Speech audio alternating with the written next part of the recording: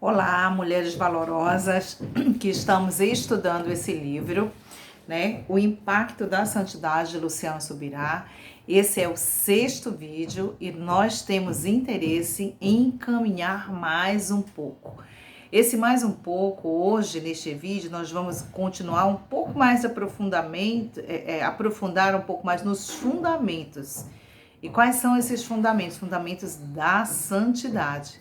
Olha, nós já caminhamos aqui, eu quero fazer lembrar para onde nós já estamos e para onde nós vamos. Por exemplo, nós estamos no fundamento da santificação e ali nós fomos, no primeiro capítulo, chamado a ser santo.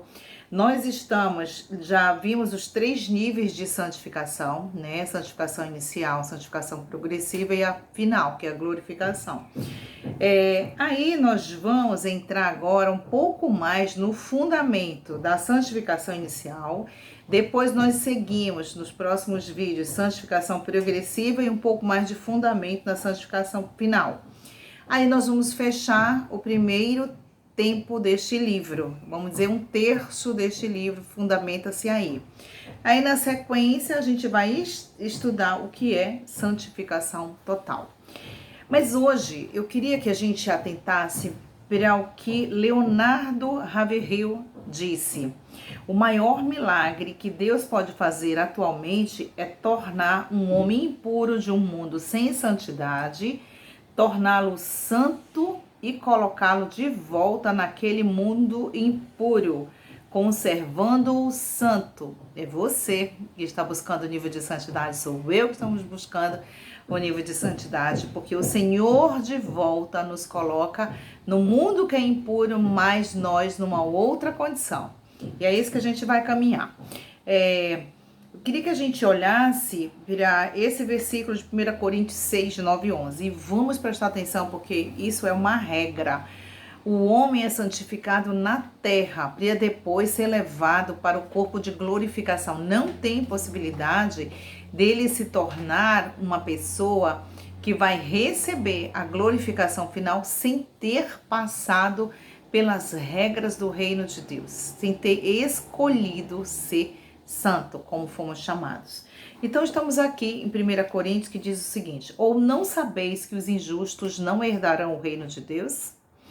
Não vos enganei, nem impuros, nem idólatras, nem adúlteros, nem efeminados, nem sodomitas, nem ladrões, nem avarentos, nem bêbados, nem maldizentes, nem roubadores herdarão o reino de Deus.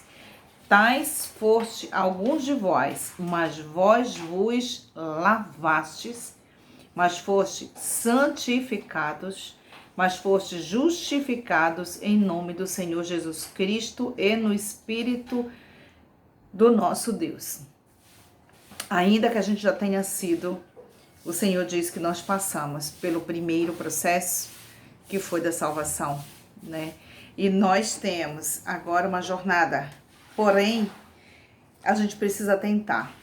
Quando ao levar a palavra de Deus, porque nós entendemos que só o Espírito Santo de Deus é que convence o homem do pecado, da justiça e do juízo, mas nós somos responsáveis pelo ir de ensinar, batizar e discipular e cuidar da nossa santidade.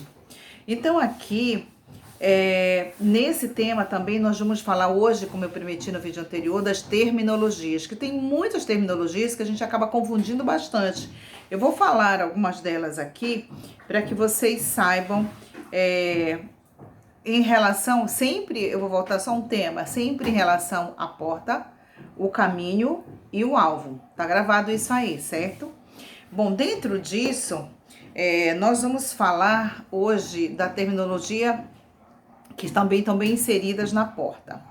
A santificação, que é parte da obra salvadora, também se manifesta nas mesmas 3 etapas.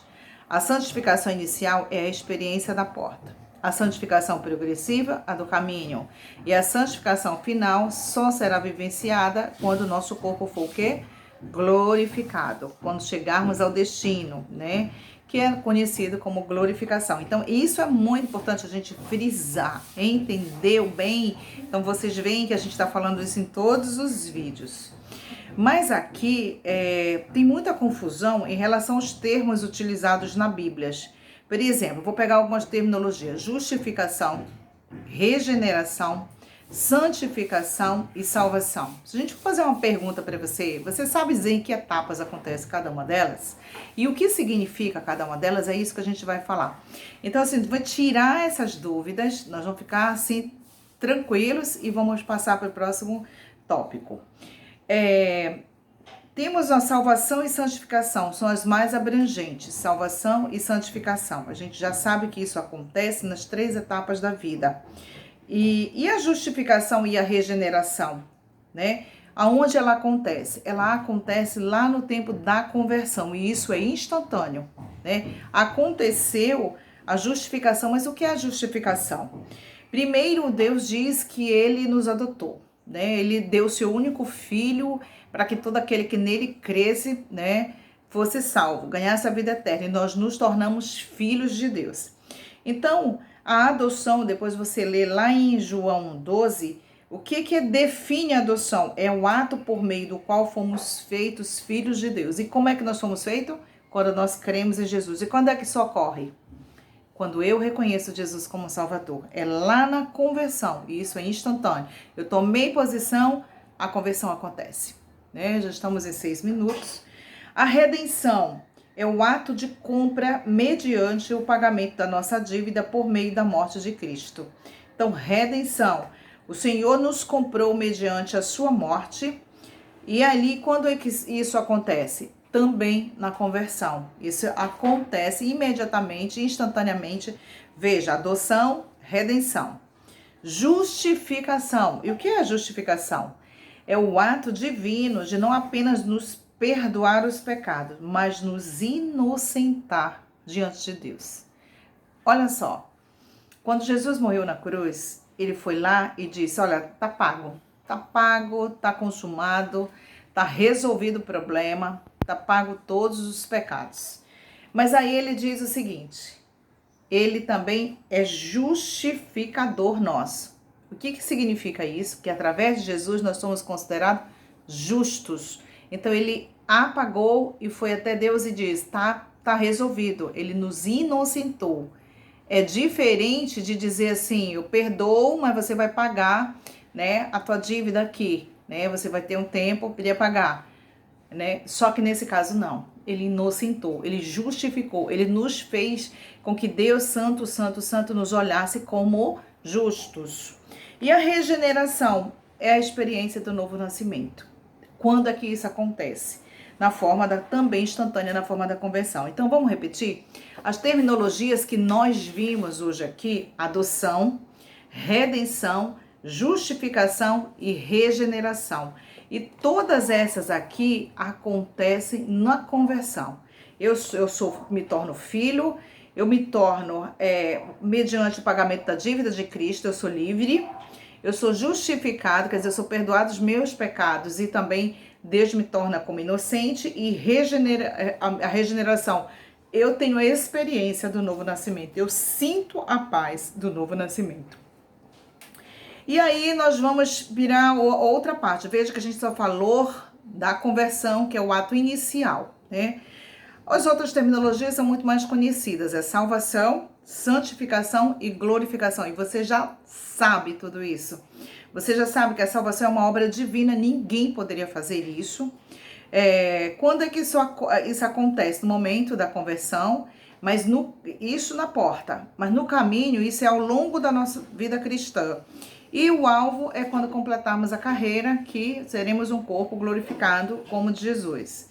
A santificação, ela é uma obra divina que inocenta o homem do seu passado, empodera-o para vencer o pecado e o conduz até a transformação final, que a gente já viu também, que é inicial, progressiva e final, né? Quando acontece a inicial, de novo, na conversão, a progressiva na jornada e a final, glorificação do corpo. Então, santificação, a gente já sabe que é toda a nossa história, dia a dia. E a glorificação é o ato divino da erradicação do pecado ou conclusão do processo de salvação. A gente já sabe que isso acontece na vida de Jesus. Então, esse é um vídeo que a gente fala mais da terminologia para identificar a condição do homem que ele precisa estar, né? E aí a gente vai olhar com um pouco mais de profundidade a condição do homem sem Cristo. Por exemplo, como é que éramos? Em Romanos 3, 9 e 12 diz o seguinte, que se conclui, temos nós qualquer vantagem? Não, de forma nenhuma, pois já temos demonstrado que todos, tanto judeus como gregos, estão debaixo do pecado, como está escrito, não há justo nenhum sequer, não há quem entenda, não há quem busque a Deus. Todos se extraviaram. A uma se fizeram inúteis. Não há quem faça o bem. Não há nenhum sequer. Então não existia nenhuma pessoa que pudesse nos representar. Nenhuma pessoa que pudesse nos resgatar. Então o fato é que nós já nascemos pecadores.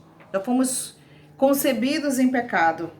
E tanto que Davi diz, eu nasci na iniquidade e em pecado me concebeu a minha mãe. Deus sabe da nossa natureza, por isso que ele teve todo um prazer de nos resgatar. Contudo, nascer na iniquidade não diz respeito apenas ao próprio salmista. Todos os ímpios já veem ao mundo em situação semelhante, como alerta outro salmo.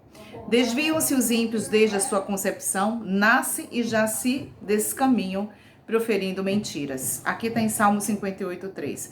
Isso é para a gente refletir o quão inútil e incapaz e o quanto precisamos ser gratos ao Senhor, né? Então a redenção, ela é mais do que perdoar os nossos pecados já cometidos, é alterar a nossa natureza, a nossa condição e a nossa posição. É muito lindo o processo e o presente da salvação. Ele pede aqui, olha, portanto, a santidade é mais do que não pecar. Olha só, é reproduzir a natureza de Deus. Por quê? Porque antes nós éramos gerados do Adão, né? O Adão pecou e o Adão era homem. Depois o Senhor mandou um segundo Adão. Eu vou ler isso aqui para a gente encerrar esse vídeo. Em 1 Coríntios 15, 45, 49, nós vamos encerrar aqui para refletir no próximo. Pois assim está escrito, o primeiro homem, Adão, foi feito alma vivente. O último Adão, porém, é espírito vivificante, mas não é primeiro o espiritual, e sim o natural. Depois o espiritual. O primeiro homem formado da terra, ele é terreno. E o segundo homem é do céu. Como foi o primeiro homem, o terreno, tais são também os demais homens. Terrenos, e como é o homem celestial, tais também os celestiais. E assim como trouxemos a imagem do que é terreno, devemos trazer também a imagem do celestial. A diferença agora é que depois que a gente se torna, aceita Jesus, nós mudamos o nosso DNA. Nosso DNA não é mais do primeiro Adão, é do último Adão, porque nascemos nele. Nós automaticamente agora reproduzimos uma natureza de santidade, é a natureza de Deus. É por isso que é possível ser santo com a ajuda do Espírito Santo em todas as nossas atitudes, que Deus nos dê graça e profundidade no entender o grande processo da santidade, porque é muito possível, é muito animador, gera um caráter novo diante de Deus. E isso nos anima para o próximo dia, para o outro dia e para o próximo dia, até que o nosso corpo seja glorificado. Eu estou muito animada pelo que está por vir a nível de conhecimento. E vamos juntos, gente. A paz do Senhor Jesus e desfrutem.